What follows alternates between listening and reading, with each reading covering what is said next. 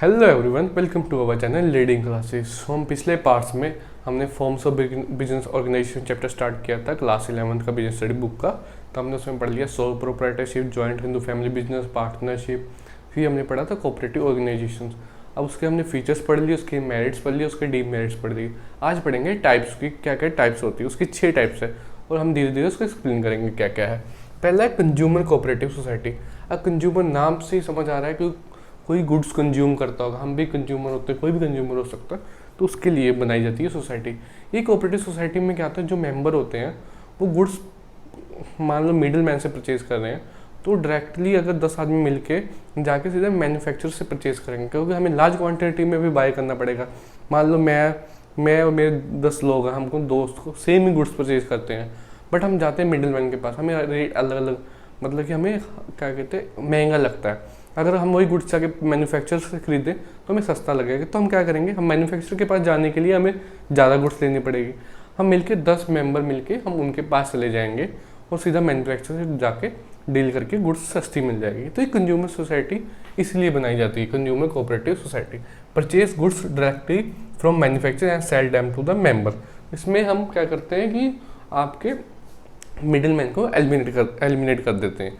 तो ये consumer cooperative society इसलिए बनाई जाती है।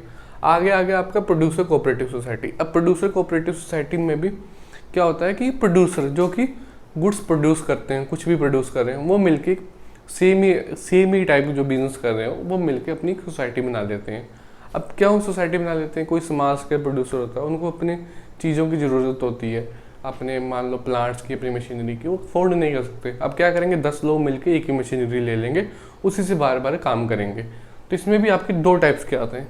कौन से होते हैं, पहले provide raw material and machineries, मतलब कि इसमें आपके कोऑपरेटिव सोसाइटी में आपकी एक रॉ मटेरियल आपको प्रोवाइड करते हैं। कोऑपरेटिव सोसाइटी बना ली आपने, तो आप सबको प्रोड्यूसर को क्या करेंगे, इनका क्या काम होगा, आपकी आधी टीम प्रोवाइड करेगी, रॉ मटेरियल आपको प्रोवाइड करेगी, मशीनरी प्रोवाइड करेगी, ताकि आप अपने काम में फोकस रहो, अपना काम जल्दी से करते रहो। और दूसरा क्या, one which sells the good produce by this producer, कि दूसरा क्या करते हैं, जो गुड्स प्रोड्यूस होगी जो मशीनें वगैरह यूज़ करके उसको फिर सेल करते हैं, ताकि अच्छे से उनको ज़्यादा प्रेशर ना आए उन पे, प्रोड्यूसर पे, कि एक तो आपको मशीनरी भी मिल गई, आपको फिर इकट्ठे मिलके हम जब सेल कर देंगे तो हमें ज़्यादा बेनिफिट होगा उसको। उसके बाद हमें ज़्यादा बेनिफिट होगा, हमें क्या कहते हैं, पे प्रॉफिट भी ज़्यादा मिलेगा, हमें ज़्यादा बार्गेनिंग नहीं पड़नी पड़ेगी, और ज़्यादा हमारे पे मेंटली प्रेशर नहीं है कि मेरी गुड्स बिक रही है, उसकी गुड्स नहीं बिक रही है, ऐसे करके कोई प्रेशर नहीं। आप सबकी गुड्स इकट्ठे बिकेंगे, इकट्ठे सेल होंगे। तो प्रोड्यूसर कोऑपरेटिव सोसाइटी इसलिए बनाई जाती है। आपके आगे कोऑपरेटिव मार्केटिंग सोसाइटी, इसमें क्या है, small producer is brought together and sold at the best. इसमें भी सेम तरह है कि इसमें भी स्मॉल प्रोड्यूसर इकट्ठे हो जाते हैं आपके, तो अपने गुड्स को आप बेस्ट प्राइस पे सेल करते हैं, ताकि उनको क्या कहते हैं, आपको बार्गेनिंग कम करनी पड़े, ठीक है, उसका अपने आप से एक आप प्राइस सेट कर सको। अकेला आदमी जाएगा उसको उतना प्राइस नहीं मिल पाएगा, उससे लोग ज़्यादा बार्गेनिंग करेंगे। अब इकट्ठा माल बेचेंगे तो हमें ज़्यादा प्रॉफिट होगा, तो कम बार्गेनिंग होगी, कितनी को बार्गेनिंग कर लेंगे तो ज़्यादा स्टॉक्स पे हमें ज़्यादा प्रॉफिट हो जाएगा।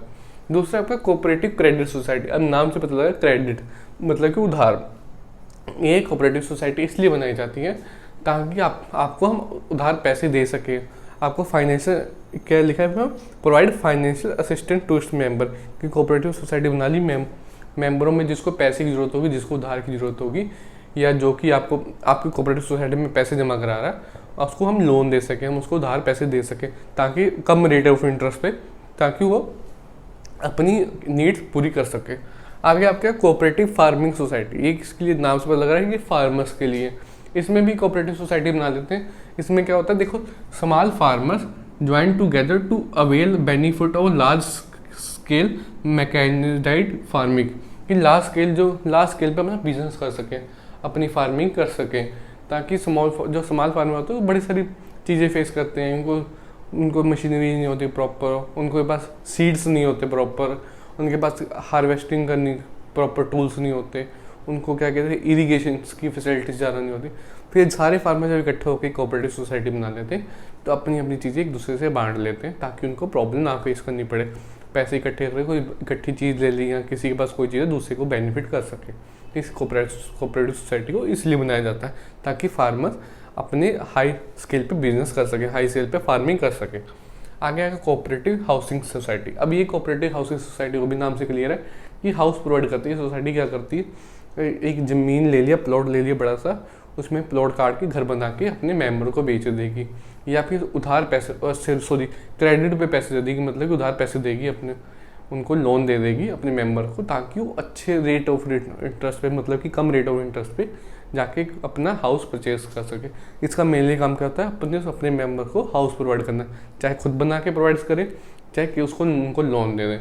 तो हमने पढ़ लिया कंज्यूमर कोऑपरेटिव सोसाइटी क्यों बनाई जाती है, ताकि हम गुड को डायरेक्टली क्या कहते हैं सॉरी परचेज कर सके, एलिमिनेट कर ले, मिडल मैन को एलिमिनेट करके सीधा मैन्युफैक्चर के पास जाके गुड परचेज कर सके और अपने उनको sell them to member to, और अपने मेंबर को हम सेल कर दें कि हमने मैन्युफैक्चर से गुड्स परचेज की सीधा और अपने मेंबर को बेच दी। पहले हमें मिडल मैन से परचेज करनी पड़ती थी, अब हम सीधा मैन्युफैक्चर से परचेज करेंगे तो हमें बेनिफिट होगा, ठीक है, और अपने मेंबर को बेच दें।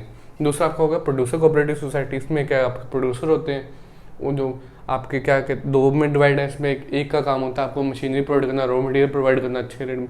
दूसरे का क्या, जो प्रोडक्ट बने, जो प्रोड्यूस हुआ है, उनको जाके मार्केट में सेल करना। आपका कोऑपरेटिव मार्केटिंग सोसाइटी में क्या आगे स्मॉल स्केल जो प्रोड्यूसर इकट्ठे होकर अपने गुड्स को जाके बेचते हैं मार्केट में, ताकि उनको बेनिफिट हो सके, उनको बेस्ट प्राइस मिल सके, उनको दूसरा क्या कहते हैं बार्गेनिंग कम करनी पड़े। आपके कोऑपरेटिव क्रेडिट सोसाइटी क्या हो गया कि आपको उधार पैसे देते हैं, आपको किसी चीज़ की ज़रूरत है तो आपको लोन दे सके। आपके फार्मिंग सोसाइटी नाम से कि फार्मर सोसाइटी प्रोवाइड कर सके, आपको मशीनरी प्रोवाइड हो, आपको सीड्स प्रोवाइड कर सके, आपको अच्छे रेट पे सारी चीज़ें प्रोवाइड सके, वो आपका हाई स्केल पे फार्मिंग कर सको। लास्ट आपका होगा कोऑपरेटिव हाउसिंग सोसाइटी।